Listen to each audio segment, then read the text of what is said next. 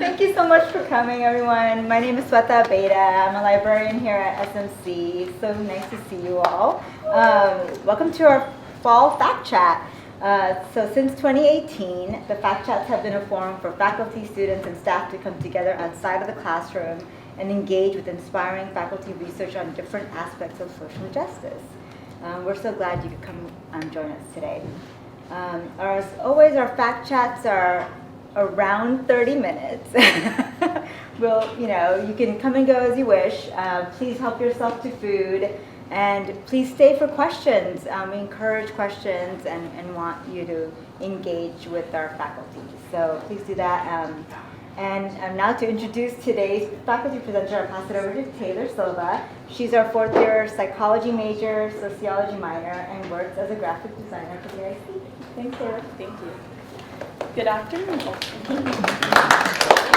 Thank you. Good afternoon, everyone. It is a great pleasure for me to introduce your first Fact Chat presenter of the 2023 school year, Dr. Khameeka Kitt-Hopper.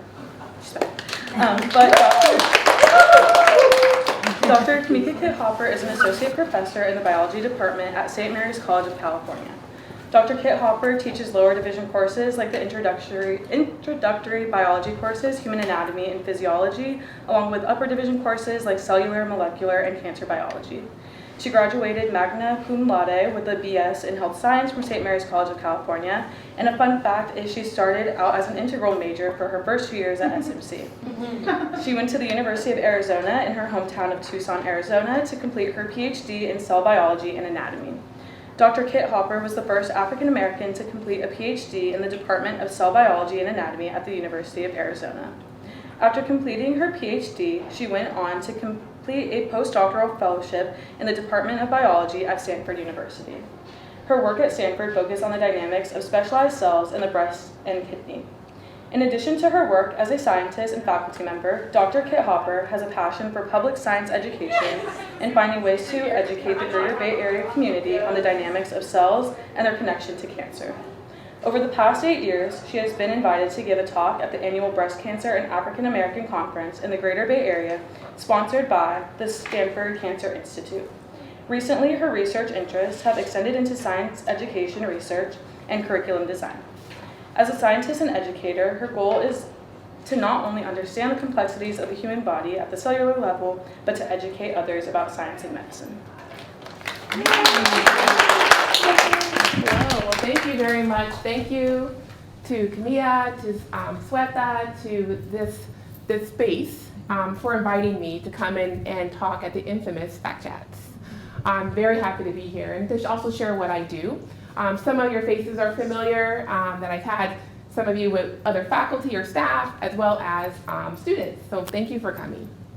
So today, my talk it's going to really be about, I'm a cell biologist by training. I have kind of turned into more of a cancer biologist. And so some of these questions that you see here on the board, on the screen, are some of the questions that I've always sort of asked myself from the very beginning. And maybe some of these questions that you see here, you've even thought about. What is cancer? What causes it? Can it be prevented? What is the link between genes and cancer? And so if you were to think about some of these questions, has anybody come up with some of these questions before? And what do you guys think? How would you answer some of these questions, possibly? Let me get a couple responses.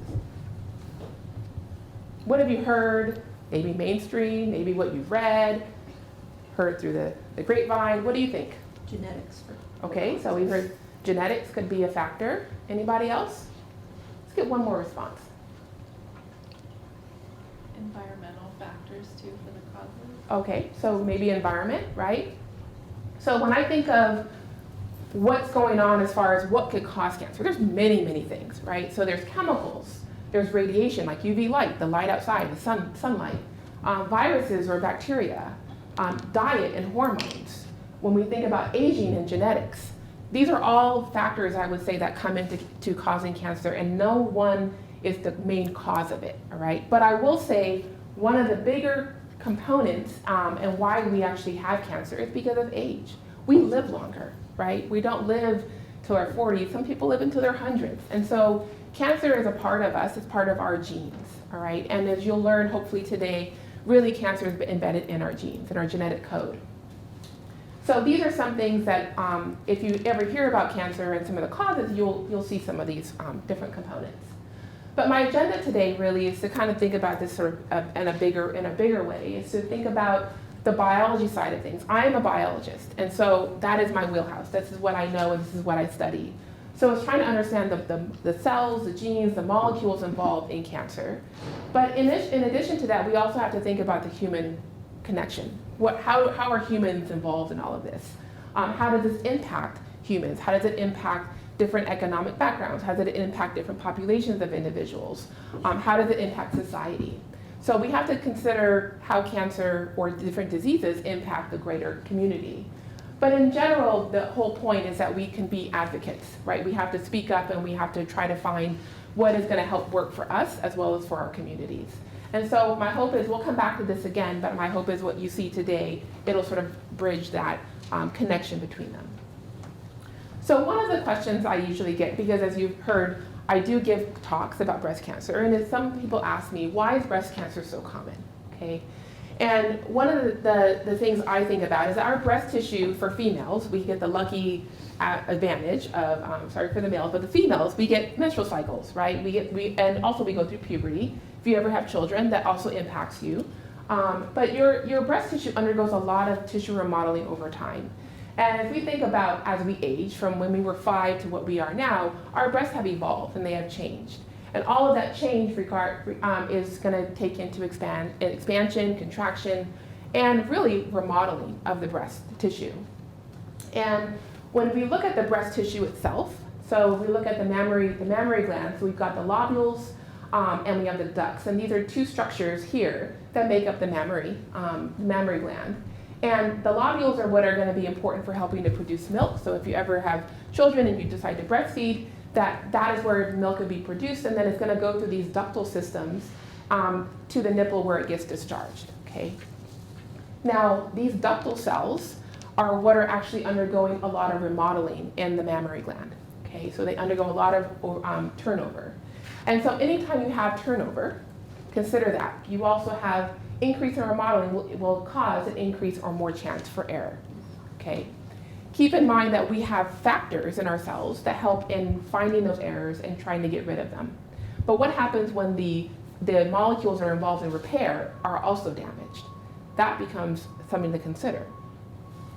So one thing to keep in mind is that, and you'll see in my talk, that genes are involved in promoting and also stopping growth and helping for the remodeling process. They're involved in helping to find errors in our genomic code and fixing them, okay? So all of that has to be thought of when we think about the propensity and possibility of maybe getting cancer. So I wouldn't be able to talk about what I do without cells. I love cells, and my students that have taken class with me, they know I love cells. And the question is, well, what are cells? For those of you that haven't had bio in a long time, what are cells? So cells are the building blocks of life, right? They make up who we are. We are like a Lego stack of blocks of cells. Plants are made up of cells. So that's why you have to be kind and loving to your plants and water them and nurture them. I didn't realize that until I got older. But plants and animals, we have cells, right? And we're multicellular organisms. And so what I'm going to show you is these are two individual cells. So these are two cells that I had taken when I was at Stanford in my postdoc, and I was looking at this understanding of how do cells find each other and connect with each other. So this video sort of shows it, where you need to go to my computer because I have some videos here. So what you see here is these two cells are kind of interacting with each other, they're kind of feeling each other out. So like humans do, we feel each other out, right? And then eventually they actually decide that they want to touch each other. And what you see here is the initial formation of cell-cell adhesion. These are how cells get together and make a building block of a tissue, right, or an organism. So these two cells will find more cells, and they are then going to form a layer of cells. And those layer of cells then will form tissue. And that tissue organization then forms an actual body structure like the breast or an organ, okay? So anytime you think about an organ like your stomach, your brain, your pancreas, your heart, it is made up of a lot of cells that have come together to form that particular organ to carry out some function, right? But at the tissue level, we have to kind of think about how do cells kind of work. So based on the fact that this is what cells do, they form body structures, they actually carry out processes in the body, there's a couple questions to ask yourself. So how do cells know when to grow and to divide? And how do they know when to stop dividing, right? So we're not growing forever. We actually have a certain proportion of how our body is set up. How does your body know to do that is the question. So one of the ways I think about it is all in our genes. Our genes run everything about us. And one of the things that you think about with your genes, you don't choose your genes, right? You don't choose your parents. You don't get a say of what genes you inherit. You either inherit genes that you want to inherit or you don't, but it's all in our genes. The way I think of genes, if going back to the biology side of things, for those of you who hadn't had it, or maybe you bring it back some information to you or some thoughts about the fact that we have a cell, and in the cell we have a nucleus. The nucleus is what houses our genes. It sort of serves as our instruction manual, our master and commander. Therefore, it helps us in thinking about it as an instruction manual to build an organism. How do we build an organism? Okay. So our genes are what are going to drive everything about us. What you see in front of you with me, what I see in all of you is all driven by your genes. We're all very different in this room because of our genetic material. So when we think about genes, to go a little bit deeper more in that, and we have to think about the fact that nucleus, yes, it's the master and commander of our body, but it has chromosomes. And these chromosomes are what are actually going to house our genes. So if you imagine a chromosome with a really long piece of string, and on that piece of string are different segments of genes. And those genes, if we think about a chromosome, those genes encode for eye color, they encode for your blood type, for your hair color, for how tall or how short you may grow, for your skin color. Many different aspects of you are encoded by your genes on chromosomes, okay? We inherit one chromosome from our mom, one from our dad for each of the chromosomes that we have, and we have a total of 46, okay? But also when we think about our factors and what does that drive, so this is an example of heterochromia, where individuals can have two different color eyes. Has anybody ever seen that before? Mm-hmm. That's driven by the genes that are found on chromosomes, okay? The blend of genes that are found. In addition to the fact of hair texture. So coming down, one of the case studies I go over with my students in my classes is on hair texture. And it's the fact that it is driven by our genetic code. So whether your hair is straight, wavy, or curly has to do with the follicles. The follicles where your hair comes out, that is what the shape of it is going to drive the shape of your hair, the texture, or the shape of your hair in general. So that is driven by your genes, right? So also keep in mind that yes, these are some things that we inherit and they're fine, but keep in mind that we also can inherit mutations as well, all right? Again, we don't choose those, we can inherit them. And the question is, well, which ones are we inheriting, and is it one that's going to be a problem later on? We don't know that, okay? So you can inherit many different things, including mutations or just changes in your DNA, and that could potentially cause a problem in the future, but it just depends on the gene. So this is kind of going over what genes are about, right? But let's kind of take a step back and think about how does the body balance growth and maintenance over your time, you know? Let's say you live till you're 95 years old. Your body has to do a lot of work to maintain your body over the course of 95 years, which is pretty impressive. So the way that our body knows to regulate that is through the cell cycle. So this may be reviewed for some of you that are in bio.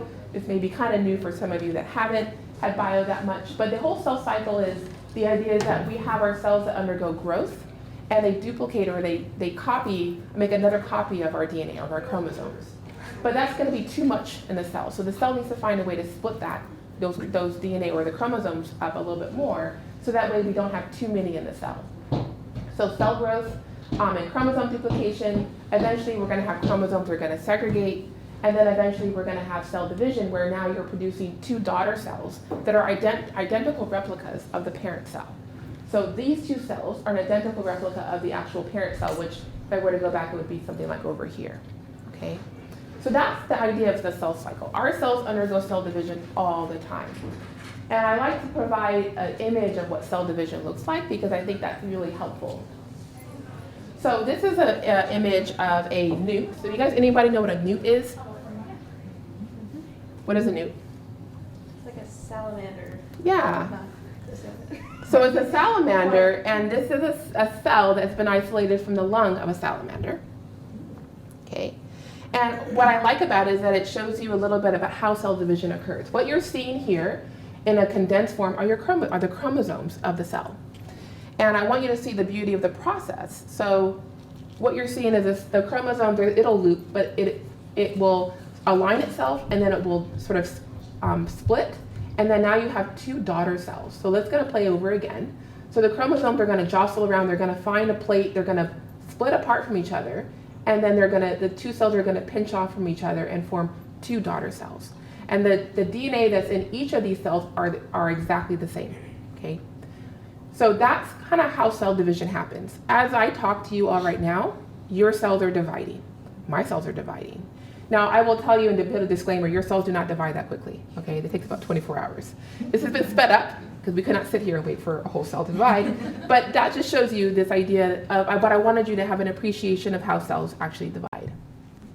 Okay, so coordinating of growth and division is a critical component for how we maintain the body balance, right? So how we maintain our body. Now, I will say that this whole idea of coordination of growth and division is driven by genes. So the cell cycle is, yes, the cells in the end will produce, two cells in the end, but the whole idea of how does a cell know when to divide, that's the question.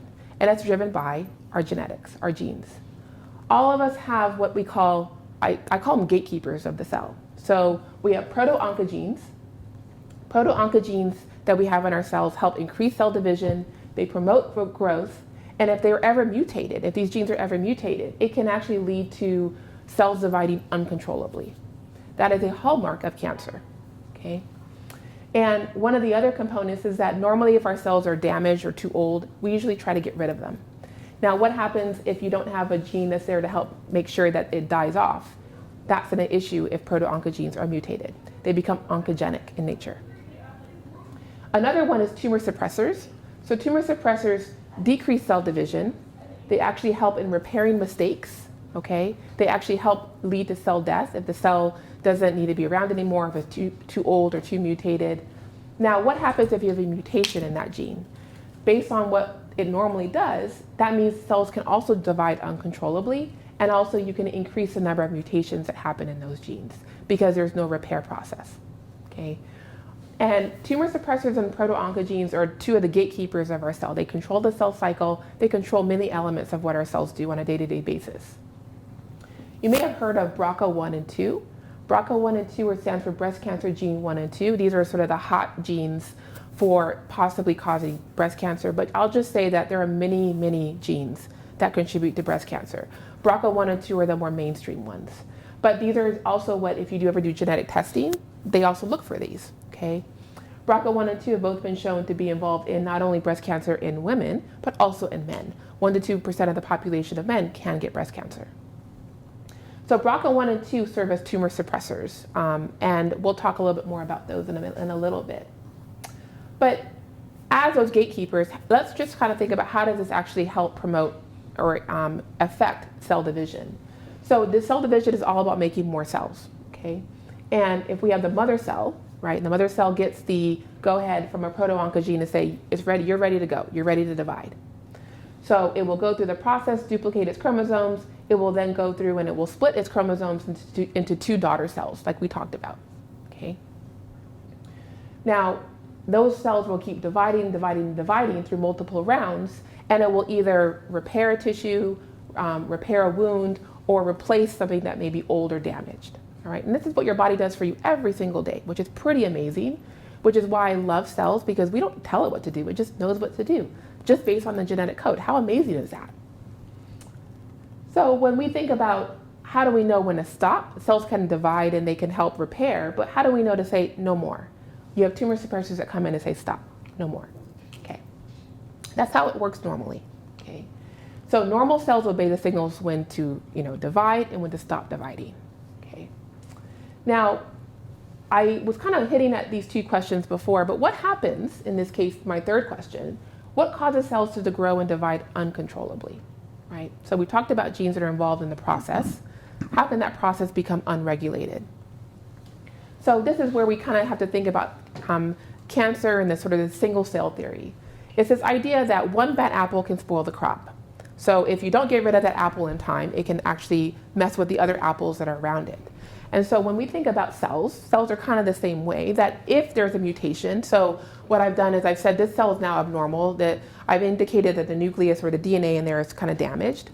Normally, if it's damaged, if the cell can't repair it, it will say, let's you know, and you're going to have like a tumor suppressor that can come in and say, let's repair. Let's say it's beyond repair. But what happens if your tumor suppressor doesn't work? Then that means the cell doesn't know to stop or not to go forward. And the cell will then say, well, I'm going to still stick around, and it will then go through the process of cell division. So now the mutations that were in the mother cell have now gone into the daughter cells, okay? And that will keep happening over and over again if there's no checks and balances on it. If that cell is not gotten rid of, it will start dividing and dividing. And the different colors here are representing the many different mutations that can crop up from one single mutation. It becomes like a game of whack-a-mole. Like you have one, but then another one pops up, another one pops up, and how do you deal with all of those? So one of the things that we know is, of course, we can try to stop uncontrolled cell growth, but if your tumor suppressors don't work, that's not going to work either, okay? So that is one way to kind of think about how cells can go from, you can have a single cell that can just keep dividing uncontrollably and lead to cancer.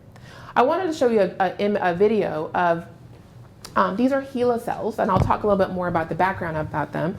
But these are HeLa cells. They were taken from Henrietta Lacks back in the 1950s.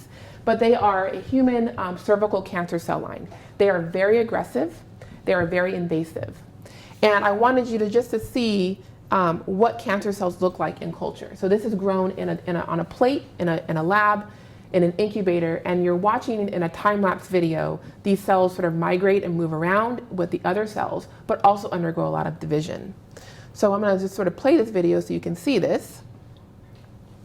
So what you're seeing is the cells kind of moving around. You can see some, and then you can see these two cells right down there, they start dividing, okay?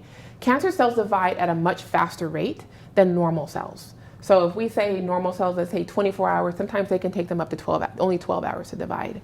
But as you see in this sort of culture, these cells are just dividing very rapidly. And this is a hallmark of what is part of cancer. They divide uncontrollably, they divide very quickly, and they also become very invasive and very and migratory in nature. But I thought it would be nice to sort of see a visual, and also if you've heard of HeLa cells, to actually see what they actually look like in growing them in culture. And this is the kind of work I do in the lab here at St. Mary's, that I have students work with me, and we work on and we do cell culture, and we grow different normal but also cancer cell lines, both breast as well as I have some colon and I have some kidney cell lines as well. So cancer originates from an unchecked single cell. It has to develop many, many mutations, but in the long term, it will lead to uncontrolled cell division and growth. Okay? So that's the idea behind cancer in the single cell theory. So if we think about cell mutations and the cancer connection, like how do we put this all together? So if we have a normal tissue, right, and then due to mutations in genes that are important for repair or any other processes in the cell, we can have that one of those cells kind of goes bad, like one bad apple spoils the crop. Then what happens is that cell, if it keeps propagating, it will then start to invade the other cells, okay?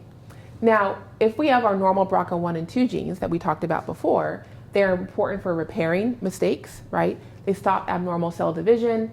And if the BRCA1 and 2 come in, it will help in flagging those cells for the immune response. Your immune cells will come to your rescue, get rid of those cells, that damaged cell, and therefore we don't have any more abnormal cells, okay? Now, what happens if the BRCA1 gene is mutated? And if we go back to this idea about, well, what can cause a cell to become abnormal? Well, there are environmental factors. So I think Margot mentioned that. There also is inheritance. Martha mentioned that.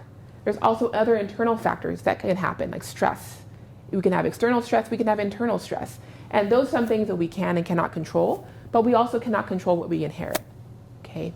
But in the long run, if we think about something like BRCA1 and 2, if we inherit a gene that's already defective, and then just with time, our genes mutate. Spontaneously, they mutate. That just happens. If you have 2 genes, you have one BRCA1 gene from your mom, one from your dad. Let's say the one from your mom is normal, the one from your father is abnormal, is mutated.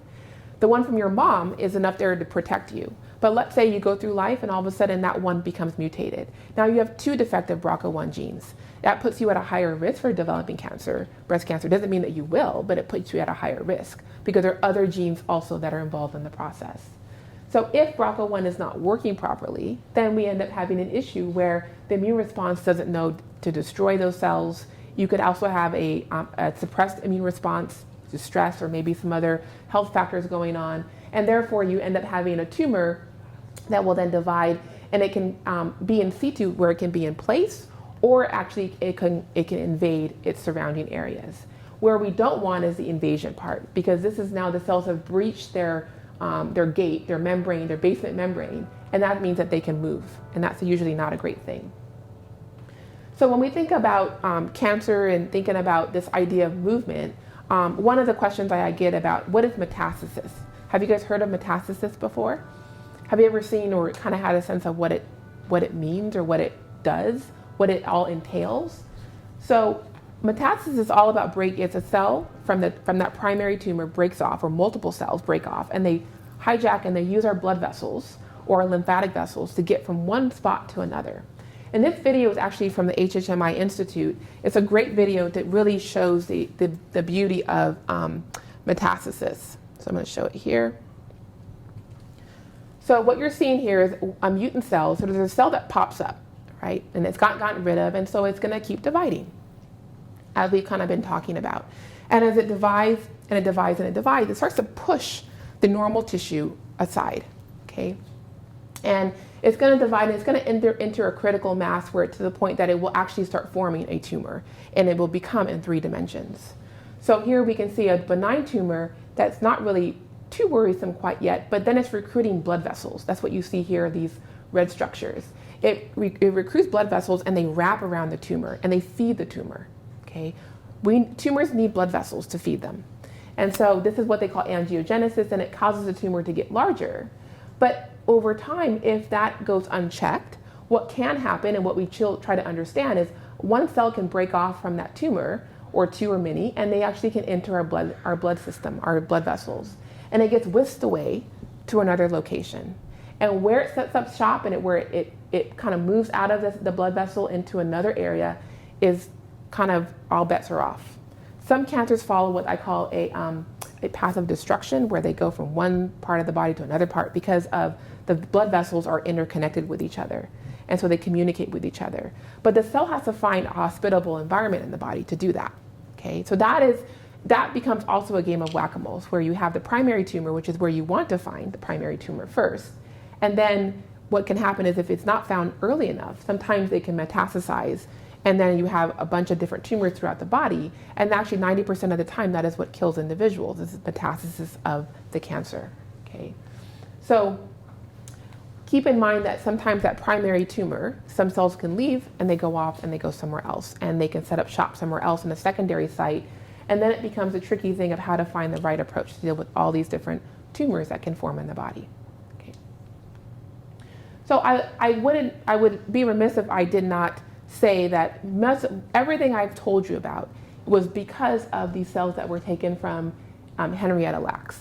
So back in the 1950s, in the South, she had a really aggressive form of cervical cancer. She didn't really understand what that was at the time.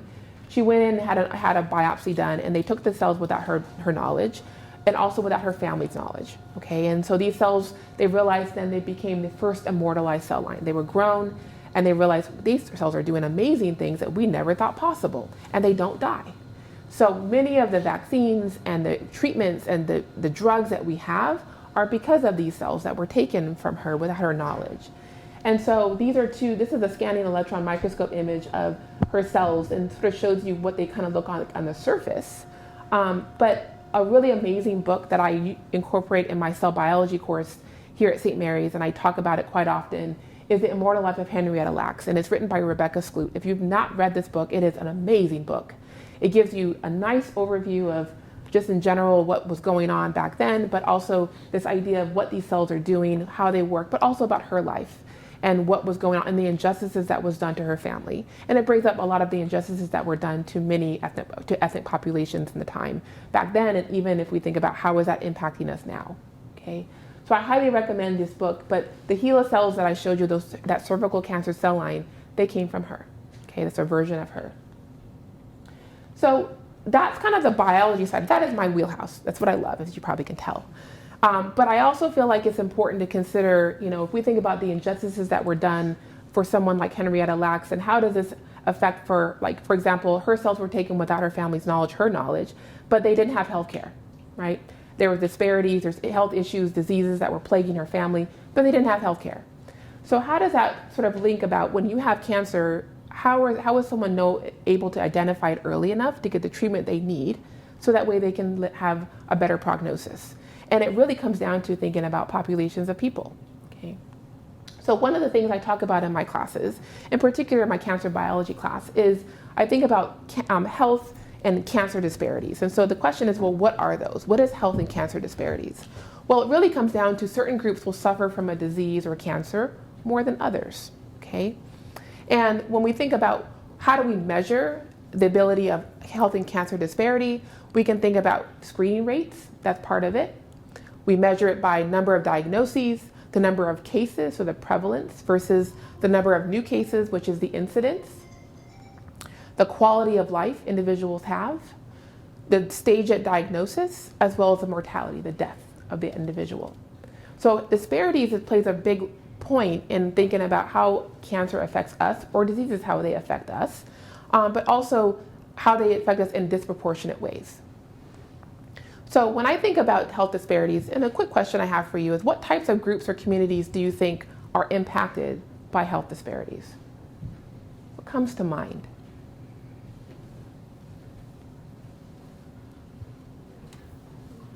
Oh, there you go. Lower income. Low income, okay. People of color. Anyone else? Yeah? Say it again? Okay, definitely. Anybody else? So you guys hit the nail on the head. There's a lot of different ways that when we look at groups and communities that are impacted by health disparities, right? And when I think about it, we have to kind of consider, well, what are some of the social determinants of health, okay? And so this is all referring to economic and social conditions that affect various health groups, or various groups in general. So what are some of the social determinants of health? How does that actually work? So that could be education and access and quality, right? It could be economic stability, it could be social community context, it could be neighborhood and the environment in which you live, it could be healthcare, right? And access to quality healthcare. These are all social determinants of health that really do impact individuals in the long term, depending on the population. But I will say that causes of health and cancer disparities actually is very controversial, because when we think about this, there's so many factors that go into it. Of course, the biology side of it, right, which we can't control, but also there's socioeconomic factors that go into it, it's lifestyle factors that go into it, some of it that is in your control and some of it is not in your control, right? And how do we help advocate for those individuals to get them the best care that they need? So one of the things that, if you've been hearing about breast cancer, we've actually been talking about, is that I know, and if you look in the literature, breast cancer disparities have been extensively documented across the United States for years, okay? This is a current one that shows breast cancer incidence in US women by race and ethnicity, and it looks at, sort of different groups, so the non-Hispanic white and non-Hispanic black, in general, and this is kind of the number of new cases that have been diagnosed. And in general, they're kind of very similar and very close in sort of how many people are actually being diagnosed with it. But one of the things that we have to keep in mind here is that even though many women can have a similar incidence in being diagnosed, how many of them are dying from this? And this graph is showing you the deaths per 100,000. So it's looking at different ethnicities across the board. And if we look at something like Black individuals, African Americans, you can see that they have a higher rate of death than other individuals, even though they're diagnosed pretty much at the same rate as many of the other ethnicities, okay? And scientists and researchers, epidemiologists that study incidence and cancer prevention, factors that affect lifestyle, prevalence, they have to look into that and figure out, well, what is actually going on here? And one of the cases I bring up in my cancer bio class, and actually Emma was in my cancer bio class, so she probably remembers this, is we talked about a case study done in Chicago. So it's called the Death in Chicago case study. And it looked at black and white women in Chicago. And they found that, yes, black and white women were diagnosed at the same rate, but that black women were 42% more likely to die from breast cancer than white women. And the question is, well, what's the problem there? What's going on? So I like this case study because it provides a little bit of context behind, well, is it a socioeconomic issue? Is it a health disparity issue as to why women that are dying, black women are dying more than white women? And what they did as part of the case study is they showed some data that say, like, here's an example where in the lighter gray are predominantly African American communities, where you see the plus signs are hospitals where you have cancer programs that allow for screening, for diagnosis, and for treatment. Okay, and many of these places where you see predominantly African American communities live, they're not necessarily close to these spots, and that's a big deal, right? Because now the question is, how do these people get the care that they need? Is it that they can't actually get there because of mobility issues, like physical or by car? Do they not have a support network? And so one of the conclusions students came up with initially was like, well, maybe this is an epidemiology issue. It's a socioeconomic problem.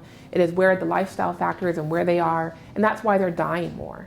And they came up with some hypotheses, and I'm like, you know what, that's definitely relevant.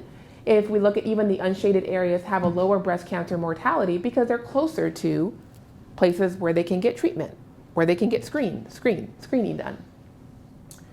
But then I kind of added another layer to this case study, because now we have to think about this idea, well, if we were to look at this a little bit closer, these black women that are dying, is that about black women in general have a higher incidence of what they call triple negative breast cancer. Okay, has anybody heard of triple negative breast cancer before? It's a subtype of breast cancer that women can get.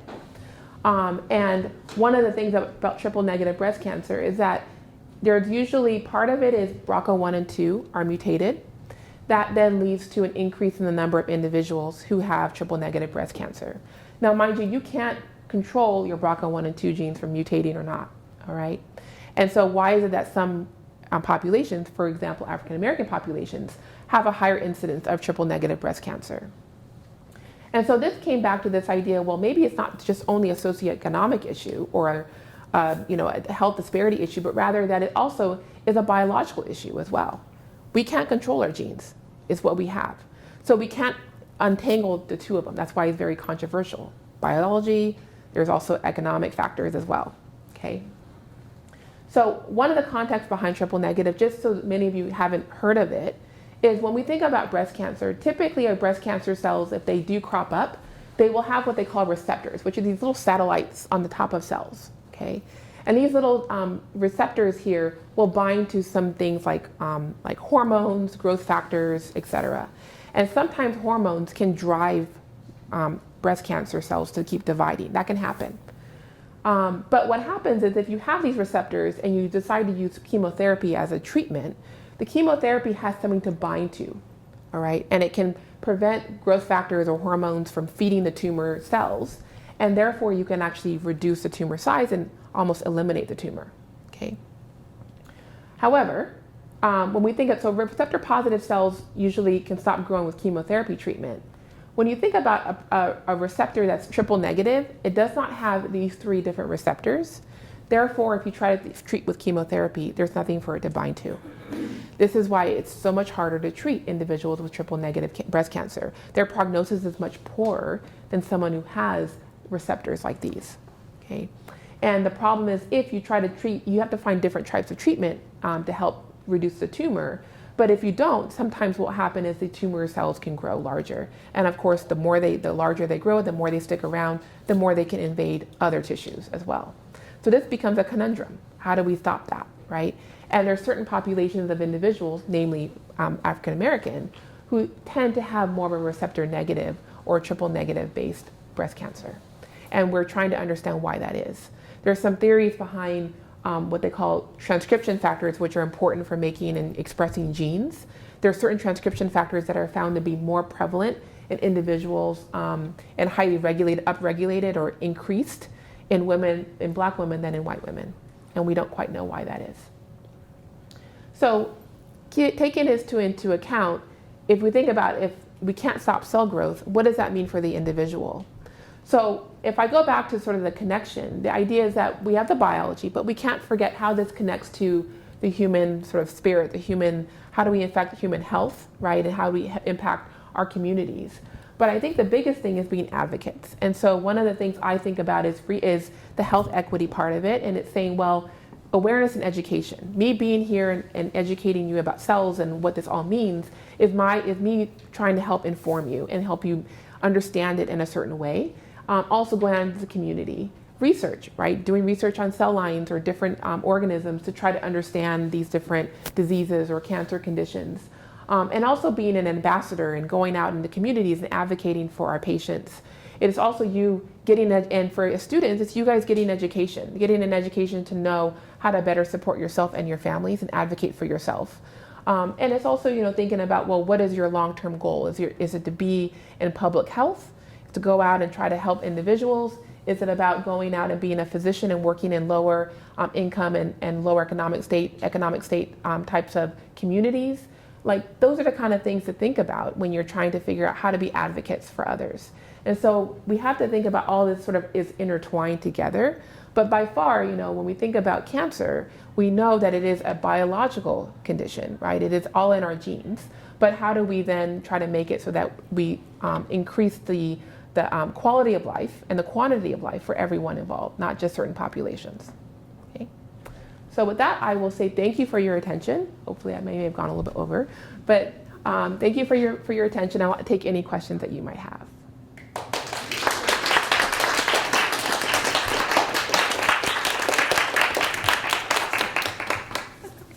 What questions do you have? Yes? Hi, so what does it mean by like stage 1, stage 2, stage 3, stage 4 in terms of like cell growth? Is it like, if it's metastasized, is that stage 4? Part of it can be. When they do staging of tumor cells, what they're looking for are different markers on the cells. So certain cells will express certain markers that will tell you sort of how far the cell has gone on and whether or not the cells can, and also the shape of the cells. So if the cells are more rectangular versus they become more like a fried egg shape. I had a slide there, but I took it out because I was like, it maybe go too long. But if it's hard to change shape, that's one way that they look for that. They also look for markers on the cells as well to determine what stage it's at, and also whether it's actually gone into the lymph nodes. So one of the things with breast cancer, and if individuals are diagnosed, they usually go in and they do a biopsy of the lymph nodes. And the first lymph node they take is a sentinel node. And they go in and that's one of the first places that they know cells will go to. And if the cells haven't quite gotten there yet, then you're at a lower stage. But if they get there and they kind of look at the sort of the cellular makeup, then they kind of start to look the stage. What does it look like? What does the cell look like? But also what are the markers or these proteins that the cells are expressing that may drive it to keep further mutating as well as moving around. Does that kind of make sense? Yeah, and then is that chemotherapy that can help stop it, or? So it depends on the cancer. So what I say, it's all about personalized medicine. And I think that we have to realize that we're all very different, and we're all like, 5 women that say could get breast cancer, but each one is going to have a sort of a different profile of their cells that then we'll have to go in and say, well, what is going to be the best treatment, right? So is it just going to be chemotherapy alone? Is it going to be adding in radiation, which can happen? It could be only radiation. It could be hormone therapy. If the cells respond, if they have receptors like I talked about, they respond to hormones. So it's just a lot of it is doing due justice of looking at the cells and really understanding the makeup of what they're looking at, and that's going to be how they determine the best treatment. Yeah, but it will vary depending on the individual. Mm-hmm. But that's a great question. Any other questions you have? Yes. How do you test for mutations? Oh, so you take a little swab and they just send it off to the lab, and they can do sequencing of the genome essentially, and they look at particular genes and they can tell you if there's a slight change or modification, and you'll know whether you have a mutation in that. And that's what these companies like 23andMe will do. I've always had my pros and cons to that of whether I would do that. partly because if I do, what am I going to do about it, right? But some women do because they want to know, especially if it runs in their family. I was telling it was like Martha, I think, and Maria Elena and Sophie were talking about this the other day at lunch. And for example, Angelina Jolie is a perfect example. Her mom and her grandmother died of breast cancer, ovarian cancer. And I don't think she had been diagnosed, but because she had carried the mutations in the BRCA genes, she ended up having a double mastectomy and a reconstruction. And so some women actually do that. They go and they get these tests done and they realize, okay, I have a higher chance of it. Doesn't mean I might get it, but I could based on my family history. And they have that done. But some women don't have a history of it and they get it. So it's really, it's really hard to say. And I always tell women that it's never your fault. It's just the fact that your genes are just your genes. And if the hope is, and my thing is, we will never eradicate cancer. Cancer will always be around because it is a basis of being human.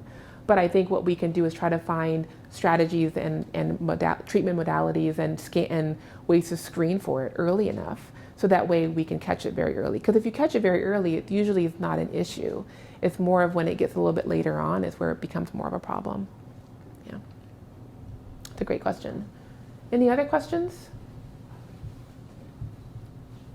Yes. What Rob? was the cost of Angelina Jolie's double mastectomy and probably reconstruction? way more. At the time when she had it, it was kind of new in the sense of what women would get mastectomies, but then was all the reconstruction, and so who knows? I think now it's a little bit more kind of standard in that insurance companies will cover it. Like a good friend of mine, she was diagnosed with more of a lobular breast cancer, and she decided to have, it was only in one breast, but she decided to have a double mastectomy and a reconstruction. And I know it was covered by the insurance, but I had to been in the $100,000s to have that done because it's an iterative process because they do remove the breast and then they have to put these sort of, they're like a bag or something like it's like an expandable one where they actually fill it with saline over time, and that can kind of help stretch the skin so that way you can have reconstruction done. So it's something that does take time. Yeah. A woman can have it done, but they remove all of the glandular tissue essentially that would be part of the breast. Yeah. And some women decide not to have a mastectomy at all. And then some may have only a single mastectomy as well. And then now they have all these prosthetics that if women have only one breast removed, you can actually buy like bras and sort of girdle kind of structures that actually will mimic having another breast, but you just have the one breast. So it just depends on the comfort of the woman. Mm-hmm. Yes, Margot. You mentioned as part of the breast tissue goes through lots of different changes. Yeah. And you mentioned that breastfeeding is one of the factors. So is that the people who have done that, are the incidents higher? Oh, that's a very good question. It's very controversial. So, okay. So I think in general, our breasts undergo a lot. So even if you don't breastfeed, during pregnancy, your breasts are going to just change a lot. And, it's thought that by breastfeeding, it's sort of a protective mechanism to possibly protect you from breast cancer. And I have to say like that I've known some women that never had children, but they did get breast cancer, right? And then but there's many of women that have had children and they breastfed and they still get breast cancer. So I think it really depends, and it also could depend on ethnic populations. Part of what they were talking about when my readings regarding African American women is that some populations are not as encouraged to breastfeed, and so is it thought that African American women are getting breast cancer at certain rates and dying from it, but more so they're getting diagnosed with it because they're not breastfeeding, right? That's one aspect. A lot of it could be like, where do women hold their fat at, right? Women hold their fat and they're in different locations than men do. So there's been the thought that maybe that could contribute possibly if it's more abdominal, than, elsewhere. So I think in general, our breasts are always undergoing expansion and contraction, and even if you don't breastfeed, I think it's just something that your body just does every month, right? Even menstrual cycles, it's like that. And of course, the most rapid expansion contraction happens, of course, during puberty.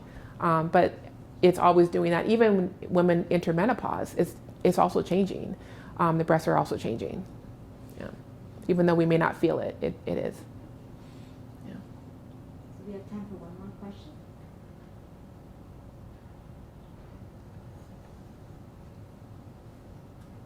Well, if there's no more questions, Margot, go ahead.